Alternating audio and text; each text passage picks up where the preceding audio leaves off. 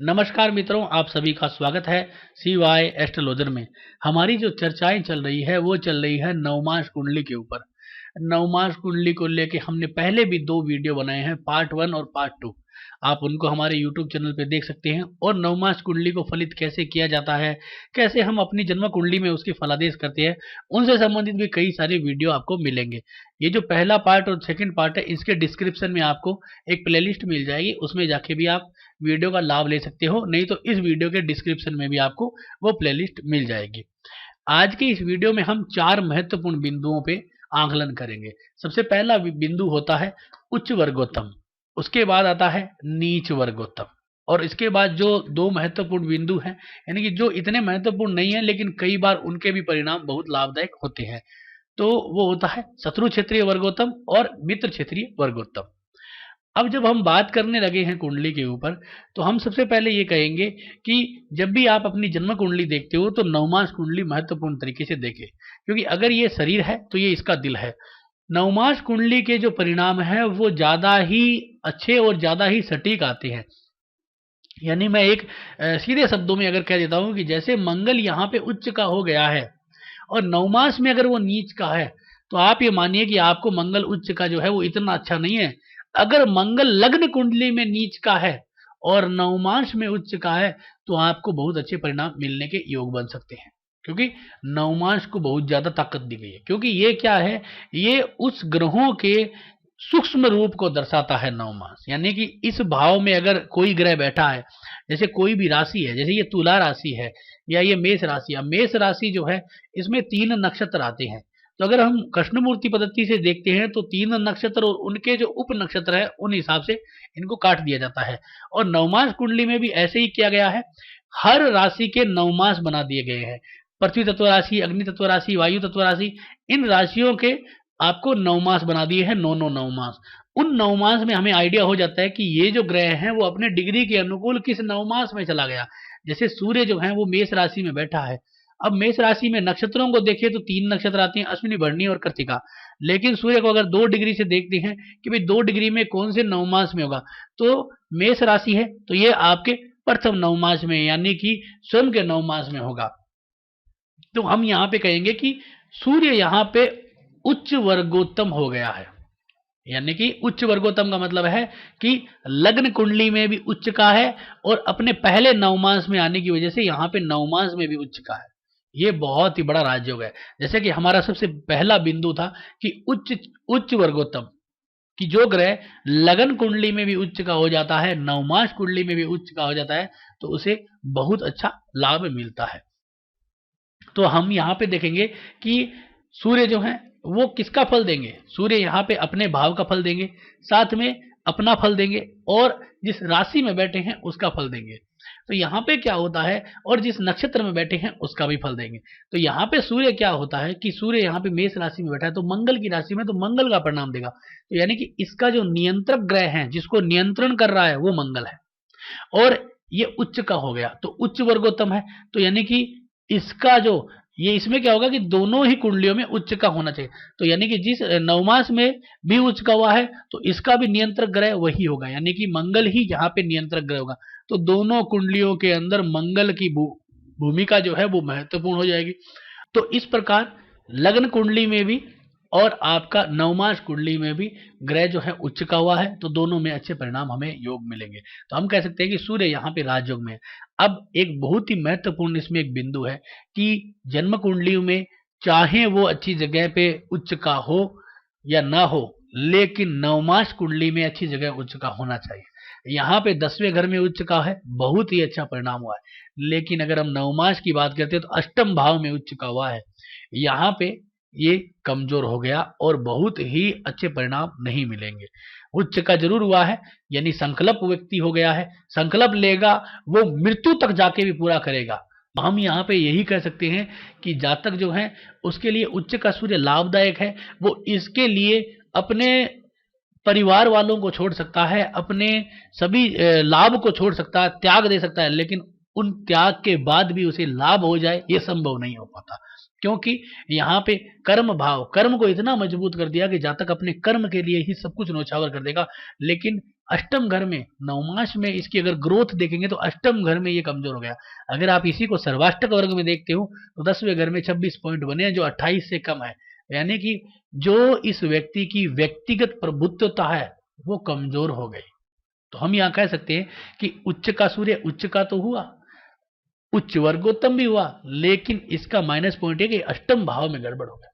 अगर यही सूर्य अष्टम भाव में उच्च का लगन में हो जाता और नवमास में 10वें घर में हो जाता तो हम कहते हैं कि ये बहुत ही बड़ा राजयोग हो गया, अब इसे लाभ के योग बनेंगे। आपको यहाँ पे ये महत्वपूर्ण बिंदु का ध्यान रखना है।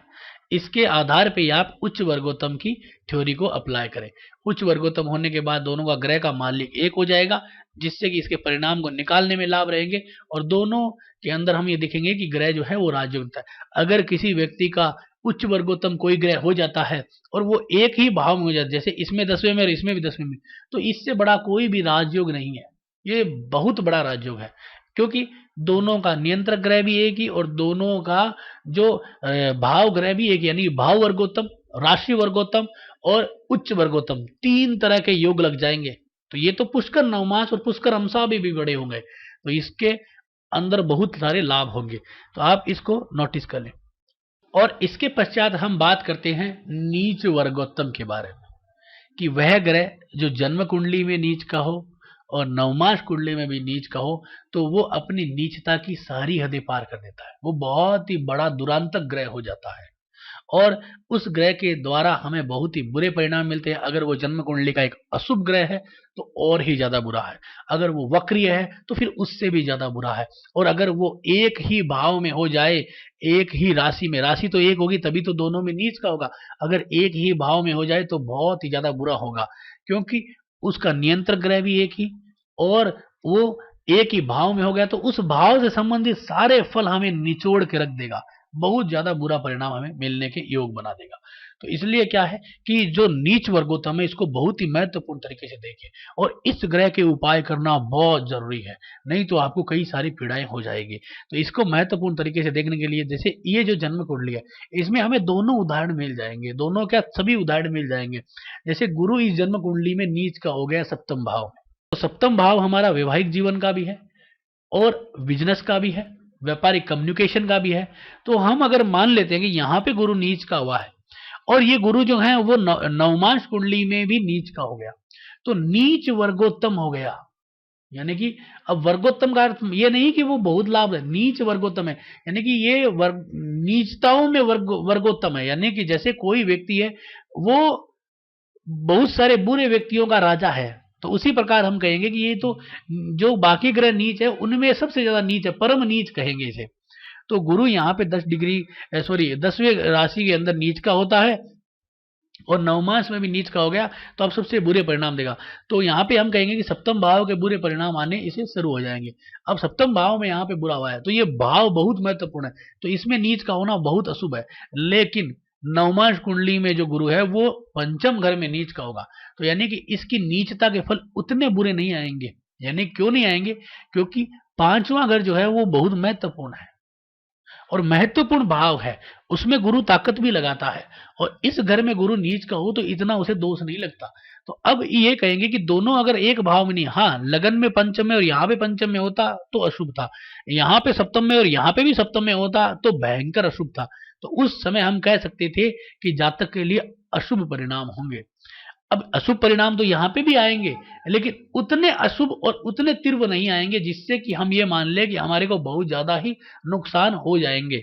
अगर आप इस कुंडली में देखोगे तो आप देखिए, अगर इसका थोड़ा सा भी आंकलन आप कैलकुलेट करना चाहो तो देखिए सर्वाष्टक वर्ग में जाके देखिए, सप्तम भाव में 4 ग्रह बैठे हैं जिसमें गुरु नीच का हुआ है, मंगल उच्च का हुआ है, शनि स्वराशि का है, चंद्रमा भी वहां पे साथ में है, लेकिन पॉइंट 28 है, तो अच्छे पॉइंट है, क्योंकि गुरु का नीच का होके, नीच वर्गोत्तमी होके गुरु भी इतना बुरा नहीं कर पाया, न पंचम भाव में बुरा कहा, यहाँ पे पंचम भाव में 41 पॉइंट है।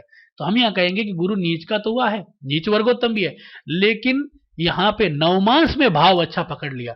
जैसे कि सूर्य ने नवमास में बुरा भाव पकड़ा था, लेकिन गुरु ने अच्छा भाव पकड़ लिया, तो हम यहाँ कहेंगे कि इसका नीचता का जो आंकलन है उतना नहीं आया। देखिए प्रत्येक कुंडली में फलादेश अलग होता है, तो कई सारे जो व्यूअर्स होते हैं उनका कमेंट्स आते हैं कि गुरुजी आप परिणाम क्यों नहीं बताते, तो परिणाम कैसे बता सकते हैं, क्योंकि परिणाम संभव ही नहीं है एक व्यक्ति का एक जैसा होना, क्योंकि हजार जो लोग हैं। अब अगर आप एक ही स्कूल के अंदर 10 डॉक्टर जो हैं वो पढ़ाई करके सीख के निकलते हैं, 10 डॉक्टरों का इलाज का तरीका अलग होता है, तो ज्योतिष में ज्योतिषाचार्यों का और जो कुंडलियां हैं उनका फलादेश एक जैसा कैसे हो सकता है? तो ये तो आपको समझने का तरीका है।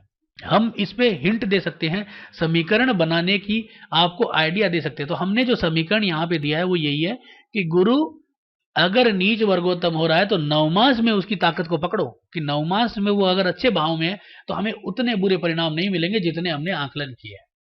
तो ये हुआ एक दूसरा बिंदु। अब हम बात करते हैं तीसरे बिंदु पे, यानी कि मित्र क्षेत्रीय वर्गोत्तम। मित्र क्षेत्रीय, जैसे कि इसका नाम है कि अगर जातक की कुंडली में और नवमास कुंडली में कोई ग्रह मित्र राशि में है तो हम कहेंगे कि भाई ये मित्र क्षेत्रीय है, इसके भी अच्छे परिणाम हमको मिल सकते हैं। तो इस प्रकार से देखिए, जैसे कि इस जन्म कुंडली में कौन सा ग्रह मित्र क्षेत्रीय है वो आप देख सकते हैं। जैसे कि सूर्य यहाँ पे मित्र की राशि में, सूर्य यहाँ पे भी मित्र की राशि में। वैसे तो सूर्य उच्च वर्गोत्तम है, लेकिन एक आंकलन के लिए मैं आपको बता देता हूँ। यहाँ पे आप देखिए सूर्य जो है वो मित्र राशि में है और यहाँ पे भी मित्र राशि में है, तो दोनों में मित्र क्षेत्रीय है, तो दोनों का नियंत्रक ग्रह जो एक इनका मित्र है, तो इसमें इतने बुरे परिणाम नहीं आएंगे, इसमें अच्छे परिणाम आएंगे। और अगर हम प्लस पॉइंट हो रहे हैं दोनों जगह, अगर दोनों ही जगह अच्छे भाव है, जैसे यहाँ पे 10वें घर में हुआ है और नवमास कुंडली में चतुर्थ में हो, सप्तम में हो, 10वें में हो, या फिर आपके 11वें में हो, पंचम में हो, तो ये इसके सपोर्टिंग भाव है। सपोर्टिंग भाव का मतलब एक भाव जिसका दूसरा वाला भाव सपोर्ट करता है। तो हम यहाँ पे कह सकते हैं कि जातक को मित्र क्षेत्रीय वर्गोत्तम में लाभ होगा। ये महत्वपूर्ण इतना नहीं है, लेकिन कई बार हमें रिजल्ट में आंकलन में लाभ देता है। तो मित्र क्षेत्रीय वर्गोत्तम में मैं इतना ही कहूंगा कि अगर जन्म कुंडली में और नवमास कुंडली में दो जो ग्रह है वो दोनों में मित्र राशि में हो और अपने अच्छे भाव में हो, तो हम यहाँ पे कह सकते हैं कि इसका हमें लाभ मिलेगा। और इसके पश्चात सबसे अंतिम जो बिंदु है वो है शत्रु क्षेत्रीय।